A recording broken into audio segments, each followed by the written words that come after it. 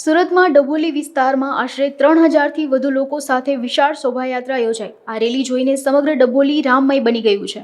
ભગવાન શ્રી રામ, લક્ષ્મણ અને માતા સીતાને ટોય ટ્રેનમાં બેસાડીને શોભાયાત્રા કાઢવામાં આવી હતી। નાના બાળકો રામ, લક્ષ્મણ અને મા સીતાનો વેશ ધારણ કરીને આ શોભાયાત્રામાં આવ્યા હતા।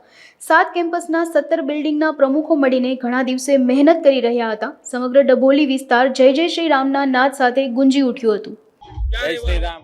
ઓમ હેરિટેજમાં રહેવાનું છે અને રામ ભગવાનની જે પ્રતિષ્ઠા અયોધ્યામાં થઈ રહી છે એના ભાવરૂપે જેના સમગ્ર વિશ્વમાં એક એવી સ્થાપના થઈ રહી છે કે જે આજ હિન્દુનો આજ કેસરીઓ લહેરાયો છે। આજ રામ ભગવાનના જે 500 વર્ષની જે આપણે તપસ્યા કરતા હતા એ આજનો દિવસ એક અનેરો ઉત્સાહ, જેમ Om Heritage, Lotus 24, Lotus 24 carat, Ananta, Brahmalok, Vivanta, Sankalp, આ બધા સભ્યોનો એટલો બધો ઉત્સાહ હતો કે આજે સુરતમાં જે કોઈ આયોજન ન હોય એવું આયોજન કરી અને એ આયોજનને એકદમ ભાવપૂર્ણ કે જેને આપણે એક કેસરીઓ લહેરાવ્યો રામ ભગવાનના નાદ સાથે અને સમગ્ર ઉત્સાહ સાથે આજે સમગ્ર આયોજન કરેલું છે અને રામ દરબાર પણ રાખેલો છે સાંજે અને સમગ્ર બધાનો મા આરતી રાખેલી છે 7 વાગે।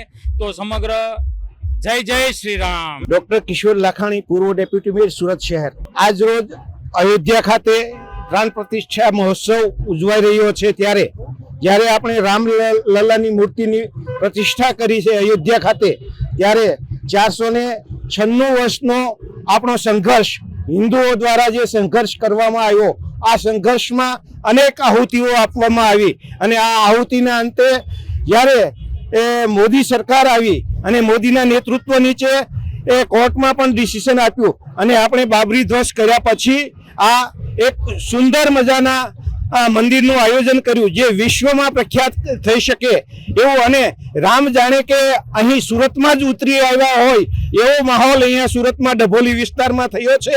ડભોલી વિસ્તારની તમામ સોસાયટીના પ્રમુખ, મંત્રીશ્રીઓ તથા આગેવાનો ભેગા મળી અને સુંદર મજાનું આયોજન કર્યું છે। આ આયોજનમાં ઓછામાં ઓછા 3000 થી 4000 જેટલા માણસો ભેગા થવાના છે, જેમાં શોભાયાત્રા, રામ દરબાર, મહાઆરતી તેમજ વિવિધ કાર્યક્રમો કરી અને પ્રસાદનું પણ આયોજન આ વિસ્તારના દરેક આગેવાનો દ્વારા કરવામાં આવ્યું છે।